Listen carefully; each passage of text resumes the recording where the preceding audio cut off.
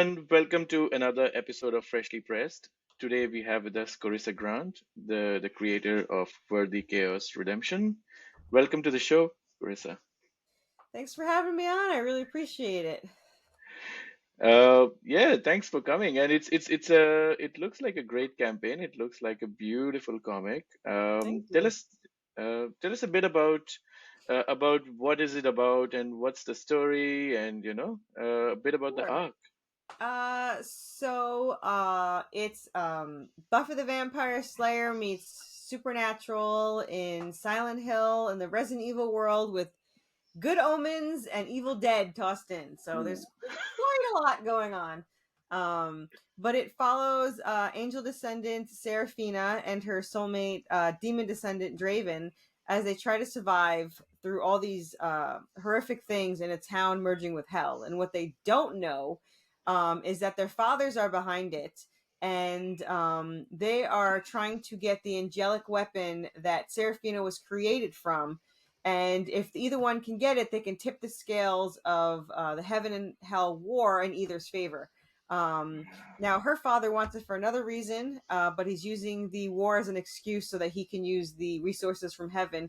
The only problem is that activating the weapon, there's only two ways, and the only possible way now is actually to kill her to activate it. So obviously, it's a very much a survival horror kind of kind of story. Nice. Yeah. Nice. So it does marry a lot of different genres as well, right? Like it has fantasy and supernatural and It's yeah.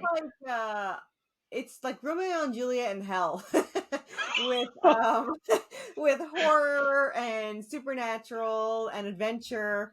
And yeah, it's got all that fun stuff in there. It's a weird, it makes its own genre. That's great. I actually love those kind of things because then you don't know what to expect when you turn the page, right? Yeah, So yeah. yeah. It's a lot of action. And so this series is already written and it's 50 issues long. Ooh, wow. Yeah, so it's 50 issues long. So it's a long series. It's in five different books. There's five books. We are in book one, and seven is the last one in book one. So it's one through seven. All the books are connected, but they're in different scenes or environments, if you want to say. So we have that. Now, what makes our story unique is that it's actually written by two different people. So I write the story. I start Hmm. the story and I write everything Seraphina, all her actions and her thoughts and everything. And then I send it to my co writer, Jessica, and she writes Draven's point of view. So everything, when you're reading the story, everything that Draven says or does or thinks is what my co writer writes. Um, Wow. so it's kind of gives them the two unique personalities when you're reading it, which is a little bit different than most things. But Yeah. that's because we got through it with we're role players. So we actually role played this story for 3 years, 2 weeks ago. And during that time, we've written over 100+ issues with these two Wow. characters. Yeah, we have 50 for this series one, Redemption. We have 45 for the spinoff Salvation. We have 10 into the prequel and then 10 into each series two. But the only ones completely done are Redemption and Salvation. So, um, but Wow. we slightly got obsessed with the story. Yeah. I usually ask people about like how far along have you planned the arc? You have it all figured out. Yeah. Just a tiny bit ahead. No, that's Um, amazing. yeah. And sorry, you were saying? No, it's like we didn't plan to do this. We were just having fun. And then we were kind of like, we should probably do something with this. Yeah. That's actually where the best stories come from because when you're actually having fun, you create something that others can enjoy as well, right? Yeah. Yeah.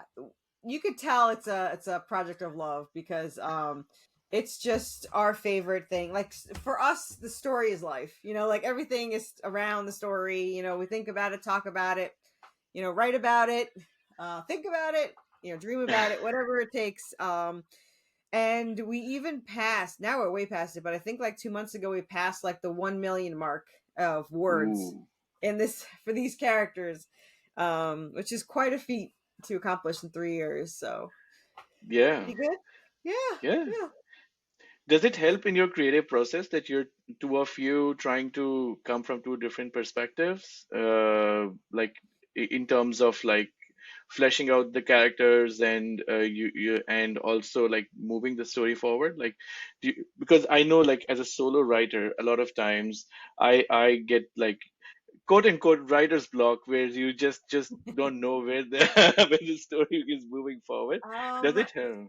it Yeah. does. It does really help. I haven't had writer's block with this story, but I don't really know where I'm writing when I write it. Like I have a generic thought process of where I'm going, but I actually don't know anything until I sit down and start writing. Um, so what helps is though is that we'll give each other an idea, and then we'll turn it into like a really big idea. Like it started with like this little tiny, like the spinoff for Salvation actually started because I had a dream about them being in a cabin when they were teenagers, and for some reason I said it to her, and then it sparked into this huge thing, and it turned into a 45 issue series. So, we will turn little ideas into big ideas. So it does help to have someone banter back and forth with, especially when you have someone that thinks as much as uh, so close to the way you think, but just enough difference to add to it without not wanting to do it. Like most ideas we really want to do, and there's only been one or two times where I've been like, probably shouldn't do that idea. But that's like out of like 1,000 ideas we've had. So generally Wow. we like each other's ideas, and we're very a very good team that goes with it. And our artist is amazing too. Jonas De Costa, this is his first, well, now it's seven, but it was his first paid job doing our comics. um and he fits right in. He loves the story, loves the characters. So I got really lucky to have such a great team. He's not just a paid artist, he's part of the team. So That's amazing. No, it's great that like it sounds like symphony to me the yeah, way you folks are doing. So it's great, and I think the quality of the end product shows that as well. Like the art is fantastic. yeah. Um, yeah, like all the covers that I've looked, all the pages that I've seen so far are just look incredible. His skill has increased when he started. So what originally happened was is I had another artist that actually stole like 3 grand from me, and then I lost 2 grand trying to fix it, and I actually just threw away $5,000 and had this artist redo it. Wow. So he's technically started on issue 2, and then when we went to go to Kickstarter, I was like, you have to redo 1. I just, your art's so much better, and his characters are how I envisioned my characters. So it was so like I spent thousands trying to find an artist, and the only reason why I chose the artists I had was they were the only ones that came close. And after looking for so hard, you just kind of cling to that one person. So like every time they ask for more money because the computer's down, you're like, okay, whatever you need, because I've been searching for so long for a damn artist. So but then I found this one, and now he just does it the way it should have been done. So as much as it sucks to lose that 5 grand, I'm glad it happened because he was a much better artist. He's much better for the team. He's way faster. Mm. And he's more dedicated to it. And his skill is through the roof. I mean, the other one, a comic book store said that the original artist was good for indie, but that the new one is great for mainstream. So like it's a lot Oh better than, wow. yeah, it's a lot better than the most. And his Yeah. skills increase. Like if you saw his art from issue 1 and 2 to 7, it's completely different, but still the same. You could just tell how increased it's gotten. So it's really nice. That's amazing. I would totally pick up this cover on in a comic book store. Like it does look fantastic, like Oh, thank you. the whole It's a quality beautiful of it. cover. It Anubis looks is so awesome there. awesome, awesome. Tell us a bit about yourself, how about your history and how you got into writing and comics. So I originally started reading comics in the 90s with Ghost Rider. My older brother took me to the comic book store, and he was a weird older brother. He was kind of the opposite of most older brothers, but the opposite of what I wanted, believe it or not. So like he wanted to drag me with all his friends everywhere he goes, and I just wanted to like, be left alone. But I also really looked up to him at the same time, It was just awkward to hang out with him and all these guys. But so anyway, he dragged me even when I was an adult. He's like, "Oh, we're going so and so," drags me everywhere. But yeah, he dragged me to the comic book store, and I was so entranced with Ghost Rider. I thought it was the coolest thing I'd ever seen, and that was like probably the first comic I read, and I still have all my '90s Ghost Riders. Like I have them all in a box. But I hadn't read any mainstream after that. I think it started to get kind of expensive, and I kind of like backed off a little bit because I was collecting like I think what I remember happening. So I don't know if you know anything about Ghost Rider, but there was a Midnight Suns crossover, and then later Mm. on there was a larger Midnight Suns crossover that went over like Oh. I don't remember it for a kid it seemed like 30, but I don't know what the second Midnight Suns. And I don't even know if it was called just Midnight Suns, but I know there was the first one, and then there was the second one, and the second one just it was just too much. Mm. So I kind of got away from it, and I hadn't really read comics. So what happened was I started playing a game called Resident Evil 2. Mm. And I saw a commercial. It's really weird how this all started. It can go all the way back to a little crocodile. Is all it took to be here today. I saw the crocodile. Do you ever play Resident Evil 2? No, I haven't played Resident Evil 2. So there's No. this scene where the crocodile comes out of the sewer to try to eat Leon, Right. the main character. And it was in the commercial, and I don't know what it was about this crocodile. I was obsessed with it.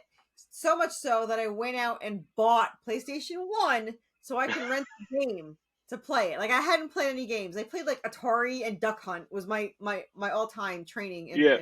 and so like I was playing with this rental and there was no instructions whatsoever. And I could not get Leon to walk anywhere but into the fire. Like it was driving me crazy. I was so annoyed. I threw the controller, and my brother comes in, who's been playing Zelda since he was born, and just picks it up and starts playing. And I got so mad that he could do it so easily that I just kicked him out. And then I started playing it, and I was so obsessed with it. And I went out and bought the game, and I got so into it that when I learned about role play, I had to be. They're like, you could pick a character and whatever you want to be. And I was like, oh. So looking around my room, and there was a giant Leon cutout stand because the nerds at the store liked me, so they gave it to me.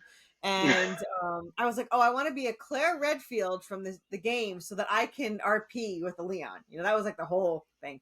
I never, by the way, in 17 years got to play with the Leon. So wasted time, really. But anyway, I role played as Claire Redfield for 15 years. And I'm dyslexic, so I started as a one-liner, and I built up, and now I do like 6 to 8,000 words a chapter. Like sit. Wow, that's So I might have amazing. gotten a little bit better in 17 years. But after 11 years of holding on to this idea for the angelic weapon, that's all I had for 11 Mm. years. I had the angelic weapon and the angel Remnal, which is her father. That's all I knew. Mm. And when I Mm. met my co-writer while we were role playing, we actually met as other characters. I actually had Faith from Buffy, and we were just role playing randomly for like one day. It was 24 hours. And I said, I've been holding on to this idea for 11 years, and I was trying to wait for a really great writer. And I said, I don't usually give roles. Do you want the role? And she said, I don't ever take roles, but yes, I do. So I sent her a 4,000 word starter, and she was like, holy crap. And that's it. We've been writing nonstop ever since, and we're still writing. So That's um, amazing. yeah. So it's quite the turn. I mean, if you know how they say, what are the little things in life that you can say were the turning point? Mine would be seeing this freaking crocodile, on this commercial. And the second thing was seeing the movie Stay Alive and Mm. looking up facts on it and finding the role play. So these two things are the reason why I'm writing now. So it's really weird to set those back to that far. Um, but yeah, that's all it took. And then after writing, I had put them in order. We kind of jumped around in our story, and when I finally I think we were like almost done. I was like, oh, we should like connect the books and all this stuff. So when we filled in all the holes or whatever, I was like, we have 5 novels of this one series. We should probably do something with it. Mm. And I said, at first we were gonna release it like novels, but we wrote it in role play format, so you really can't. We got an editor. Mm. We asked, is there a way to like fix this and would people want to read this? And the editor said no, you'd have to merge it, and like you'd have to get rid of like half the story because 2 people wrote it. And I was like, no, that's not worth it. So I said, well, I'll just print it for us, and I'll get a cover made just for the fun of it, and we'll read it. So I was looking for artists or whatever, and all of them were kind of cartoony. And I said to her, do you mind cartoony, or should I get like a realistic? Yeah. And she's like, oh, I don't mind cartoony. And then like a light bulb went off when I was like, well, if you don't mind cartoony, I can do a comic book. And I said the infamous words, how hard can it be? Which, by the way, it's the hardest thing I've ever done in my life. Yeah. Um, Most expensive, and I bought a house. It's just the most expensive and the hardest thing that I've ever done. But it's also been the most rewarding. It's Mm. super rewarding to do, and I really like it. And I'm so glad that I did it. And it feels like it was meant to be. And I'm hoping to be able to do them all. That's a long series, and it'll take about. Well, we do a lot. We do like 6 to 7 a year. So I'm hoping, but Wow. that's still about 5 to 7 years. So, Wow, that's we'll see. amazing. Yeah. But here's hoping. No, no. Are you closing in on your like second year of this? Doing My this? 1 year is this in comics is this Halloween. I started my Oh, first wow. Kickstarter on Halloween last year, and this Kickstarter ends on Halloween. So it's 1 year of comics. Wow. And book 2 starts January 8th. So, which everyone That, laughs at me because there's so much. That's the longest that I've waited because it's usually every other month. But it's Christmas, and not a lot of people want to spend money on other stuff, and so I've decided to wait till after Christmas when everyone's already broke from buying Christmas stuff. But hopefully it'll go all right. So yeah. I think November and December are pretty bad for Kickstarters in general. Like, yeah, there's not much uptake on them. And I mean, rightly so. It's Thanksgiving and Christmas, and yeah, people want to be with their families rather than reading stuff, and right, also spending on other things. yeah, But yeah. I like to say comics are good gifts. Right? That's what I'm saying. I think they're Yeah. fantastic gifts. Um, but I mean, this is pretty much all I spend my money on. Like, I am so obsessed with it. I've been called the queen of merch, so I have tons of merch. I wanted to Um, ask you about that. like So, my yeah, I got all the plushies, and we're adding more plushies, and I think right now I don't even know how many plushies we have. We have Anubis. This one's sold out, but we have the Hellhound. Um, we have the Merman that's sold out. ooh, Zombie Merman, sorry. And currently we have the Skeleton Birds from issue 3. We have 2 left, that's and 1 amazing. Anubis left. But I'm working on. So book 2 has like giant salamanders and zombies and ghosts. So I'm making new plushies for them. I actually just put in the design the other day, but they're Right. all handmade, and they're all our design. You can't get them anywhere else but through us.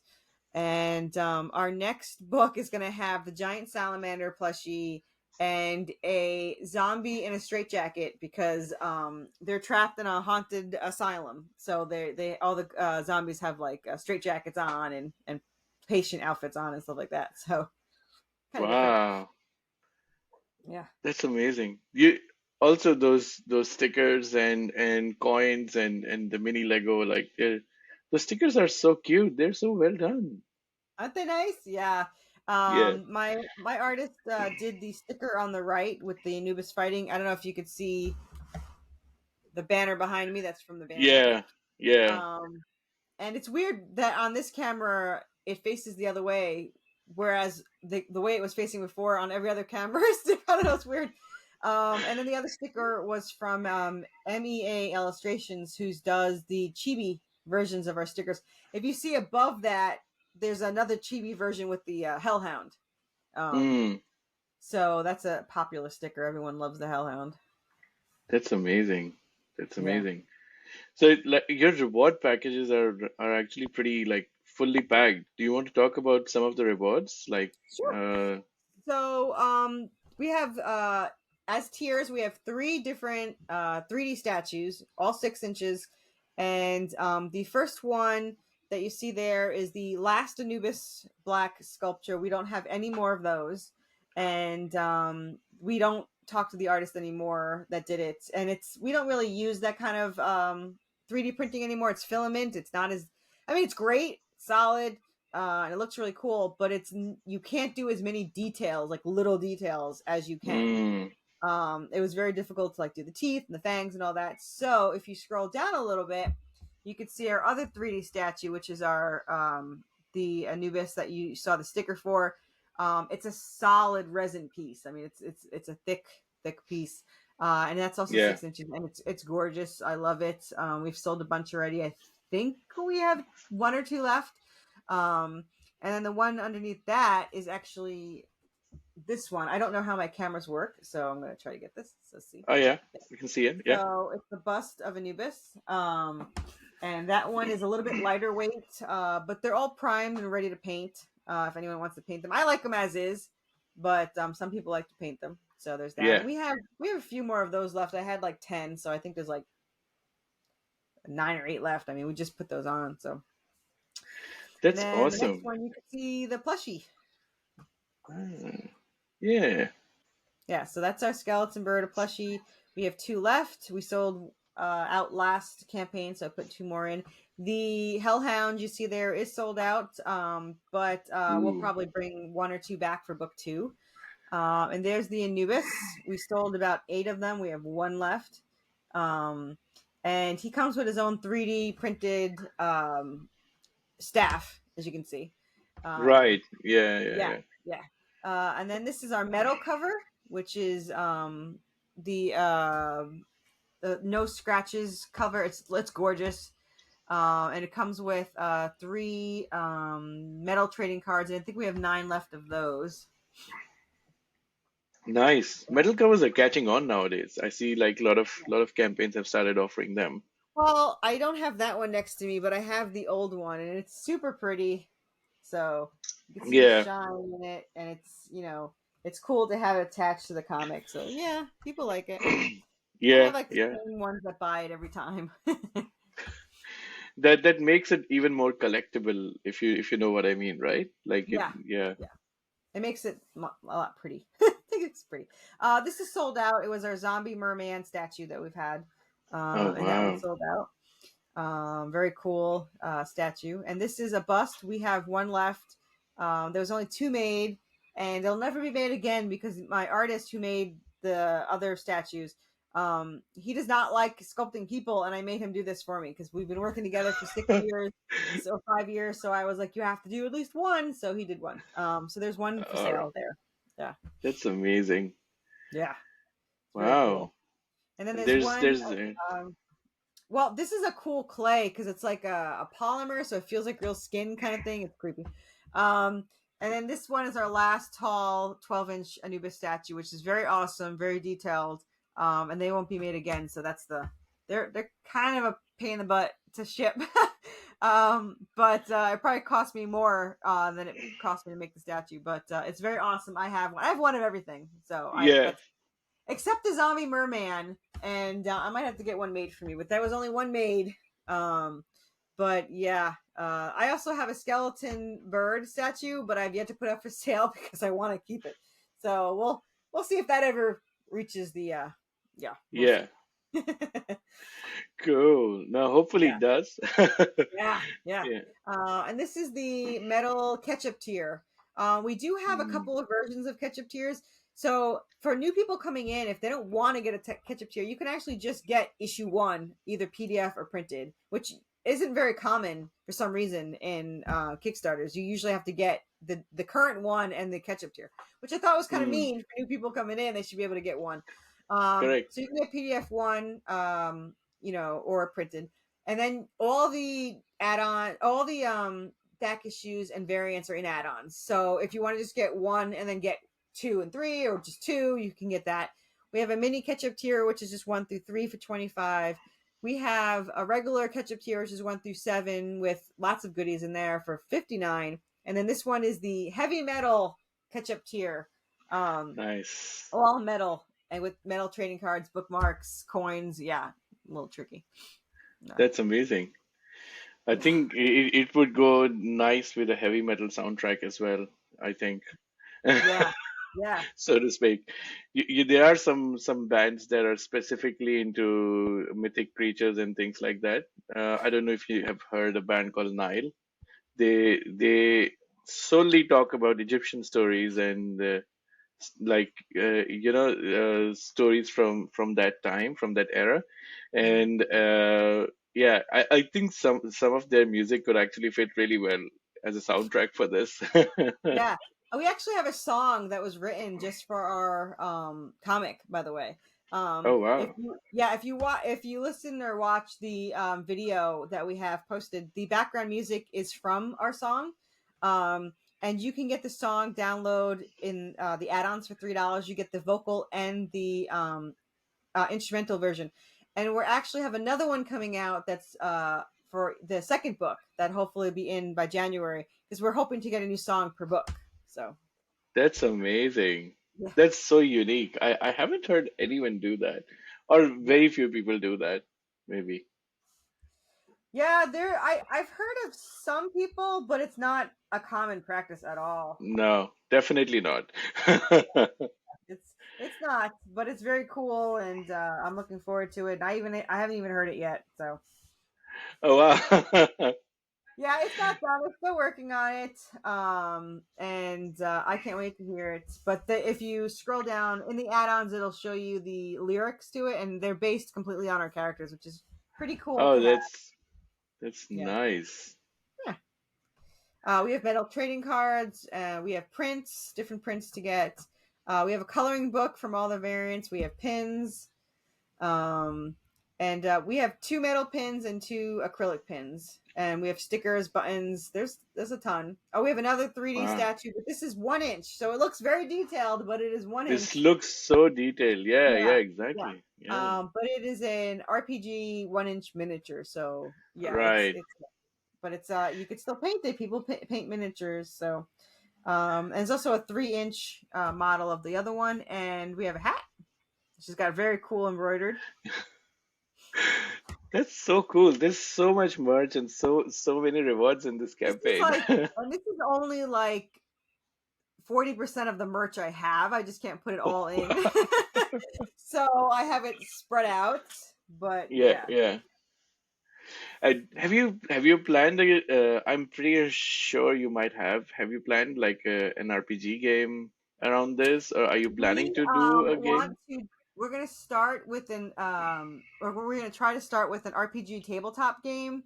And eventually, if we can ever afford it or get backing for it, we would love to have a survival game horror for it, like Resident Evil and Silent Hill, because that's what what did it. So Nice, nice. yeah. Yeah, that's amazing. We're coming close to time, but like this looks fantastic. I would ask people to back it, get all the issues. Do you have any plans for like a trade, Yes, paperback we have a trade or something? hardcover coming. We Ah, actually have okay. a hardcover in the works. It is issues 1 through 7, which is 222 pages, and it's going to cost $39, which is the generally in independence. It's the soft cover price, but we're not making anything but the hardcover, so there's no soft cover. So I figured I'd get like a medium price between like most soft covers and hardcovers. So hopefully that works for everyone. But it's a gorgeous book, and I can't wait to have it in hand. And once I do, I'm gonna put it up for sale. So That's amazing. No, I'm looking forward to that one as well because I think from the sense that I get, obviously, is that the story it's connected all the way through, and Yeah. reading that would be like reading one full graphic Yep. novel. Yeah. Yeah, that's exactly what it is. It's they all lead into each other, but yeah, it's kind of cool because like 1 through 7 is in the Silent Hill kind of town where the town is merging into hell. At the end of that, they go into the haunted asylum, which is book 2, where they're trying to get out of this haunted asylum that's actually alive from all the ghosts that were killed there and all the people that killed there took over. Um, and then after that, they go into a Resident Evil type zombie infested city, where they try to get out of this town and with 2 other survivors, and it's a very cool thing. And then after that, they get taken to an island where there's like experiments and monsters and all this stuff. So yeah, there's a lot happens in each one. Yeah.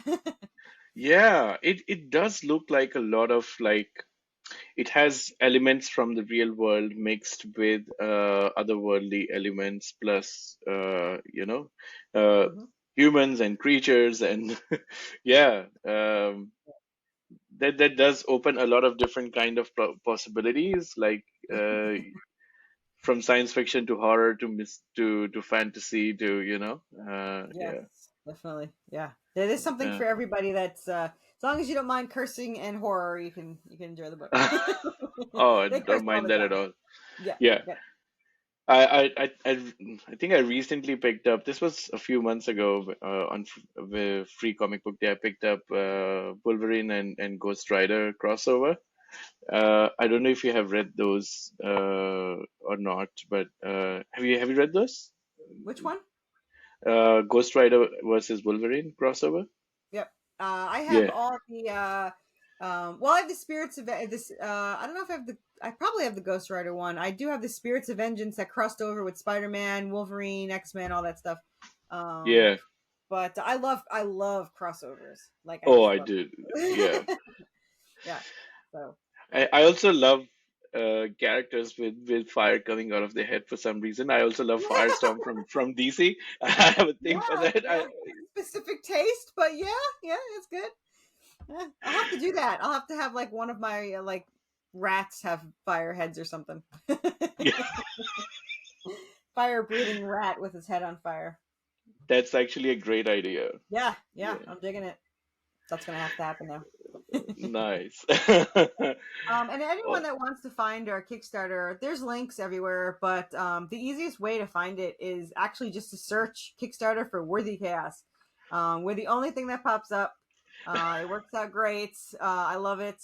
But we also have a domain for it, theworthychaos.com. So that goes straight to it also. So there's always awesome. ways to find us. We're also on Twitter.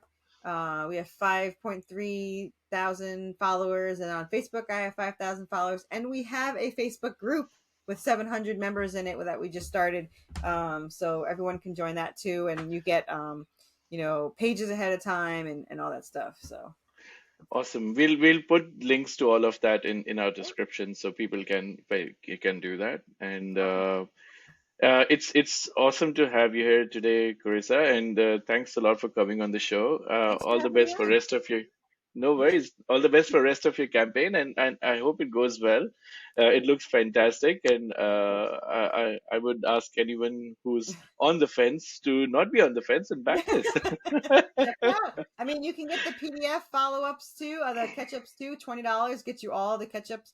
But we also, just so everyone knows, we passed the first stretch goal. So whatever you buy, you get 20 extra PDF ones from other indie creators. Ooh, that's amazing. So yeah, and every tier we have has the PDF with it too. So you get the black and white and the color PDF with any tier you get. So you don't have to choose when it comes to those. So works out. But yeah, thanks again for having me on. I really appreciate it. Awesome. Have a good rest of your evening and Thank speak you. soon.